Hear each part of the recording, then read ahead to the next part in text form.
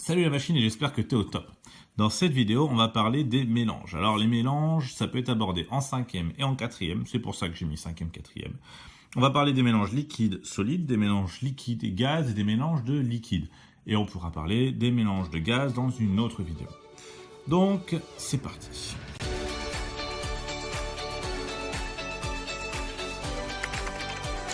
Les mélanges liquides solides, eh bien, c'est assez simple et c'est assez évident puisqu'on en fait assez souvent. On peut mélanger des solides et des liquides. Et ça se fait de l'eau sucrée, de l'eau salée, etc. Si le mélange est homogène, alors on va pouvoir dire que le solide est soluble dans le liquide. Soluble, ça veut dire qu'on peut le dissoudre. Alors dans ce cas-là, on va mettre quelques petits mots pour définir les choses. Le liquide, lui, c'est ce qu'on appelle le solvant. Le solide, c'est ce qu'on appelle le soluté. Et en fait, l'ensemble liquide plus solide, on va appeler ça une solution. Bon, on a beau dire que s'il n'y a pas de problème, il n'y a pas de solution, mais on peut aussi avoir des solutions sans problème. Alors, il y a une limite. On ne peut pas dissoudre de façon infinie un soluté dans un solvant. D'ailleurs, vous pouvez essayer, ça va vous coûter cher peut-être en sel ou en sucre. Mais lorsqu'on ne peut plus dissoudre le soluté, on va utiliser un mot, on va dire que la solution est saturée.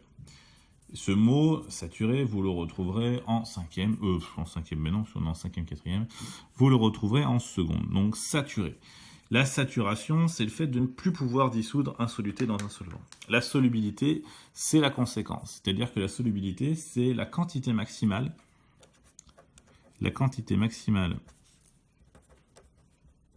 de soluté dans 1 litre de solvant. Ce qui fait que ça va dépendre du soluté et du solvant, évidemment. On va se faire un exemple, puisque c'est le genre de petit calcul qu'on peut vous demander. Si par exemple, on a atteint la saturation pour 10 grammes dissous dans 200 ml, on cherche à avoir la solubilité. Alors la solubilité, on se rappelle que c'est pour 1 litre. Donc solubilité, que je n'arrive plus à écrire, c'est pour 1 litre. Donc ce qu'il faut voir, c'est que si on a 10 grammes dans 200 ml, on se fait un petit tableau de proportionnalité, assez simple. Là, avec la masse, ici avec le volume. On va mettre nos 10 grammes dans 200 ml. Donc 200 ml, c'est aussi 0,2 litres, si vous avez fait un petit tableau de conversion. Eh bien, nous, on veut pour 1 litre, donc on se demande combien ça fait. Donc là, bon, c'est des maths, c'est assez, ça a l'air facile, mais ça n'est pas tant que ça, pourtant. Donc, on va multiplier 10 par 1 et on va le diviser par 0,2. Ce qui nous fait donc une solubilité qu'on va noter S, qui est égale à, donc, comme je disais, 10 fois 1 divisé par 0,2. On peut aussi multiplier par 5, c'est la même chose. Ce qui nous fait un 50 grammes dans 1 litre. Donc 50 grammes par litre. Voilà la solubilité donc, de ce qu'on avait dissous, donc 10 grammes dans 200 millilitres. Ça, c'est un savoir-faire important. On va regarder maintenant les mélanges entre liquide et gaz. Alors, on va aller assez vite dessus parce qu'il n'y a pas grand-chose à dire. On va dire déjà que la première chose, c'est qu'on peut mélanger un gaz et un liquide. En l'occurrence, c'est le gaz qui est dans le liquide, donc le gaz est le soluté dans ce cas-là.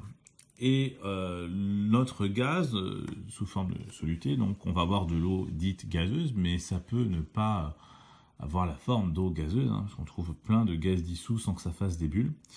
Alors on a deux exemples qui viennent à l'esprit assez facilement. Le premier, c'est le gaz, le dioxyde de carbone, qu'on appelle aussi le CO2, qui lui dissout dans de l'eau. C'est ce qui nous donne la plupart de ce qu'on appelle, nous, des boissons gazeuses. Alors, elles ne sont pas vraiment gazeuses, puisque si elles étaient gazeuses, elles seraient sous forme de gaz. Dans des boissons avec du gaz à l'intérieur. Et de l'autre côté, on a aussi le dioxygène, qui est dissous dans l'eau et qui sert à la respiration des poissons, puisque les poissons vont capter ce dioxygène pour, pas des O2, des respirations des poissons, pour donc du coup respirer. Et donc les poissons respirent la même chose que nous, mais pas sous la même forme, sous forme d'un gaz dissous dans de l'eau. Ils utilisent pour ça des branchies. C'est pour ça qu'ils sont incapables de respirer l'air libre, puisqu'ils n'ont pas de système qui leur permette de prendre le gaz sous forme de gaz dans le gaz, quoi. Voilà. Ils filtrent le gaz dans l'eau. Alors maintenant, on va parler du dernier mélange qu'on verra dans cette vidéo-là. Ce sont les mélanges de liquides. Alors, il est possible de mélanger deux liquides et parfois non. Donc, si deux liquides peuvent se mélanger, ça va avoir un adjectif puisqu'on va dire qu'ils sont miscibles. Et oui. Donc, ce sont des liquides qui sont miscibles.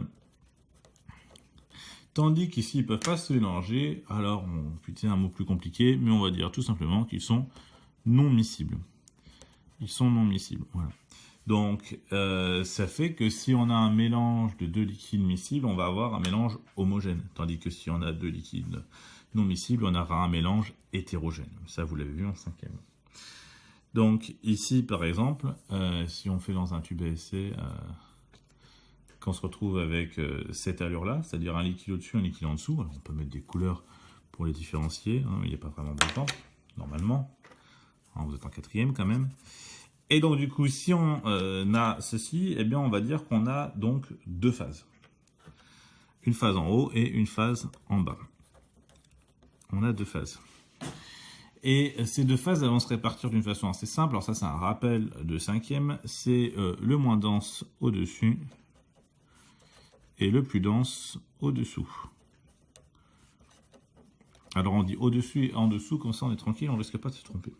Donc le liquide le plus dense est toujours en dessous de celui qui est le moins dense. Vous avez en exemple assez évident, même si c'est pas liquide, hein, un caillou ça coule.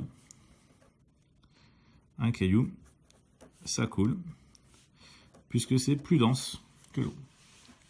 Même si on va le mettre un petit caillou dans un énorme étang, et quand même la masse de l'eau sera beaucoup plus grande, mais c'est pas ça qui va le faire flotter le caillou. C'est le fait qu'il soit plus dense. Donc voilà, c'est fini pour cette vidéo sur les mélanges 5e, 4e.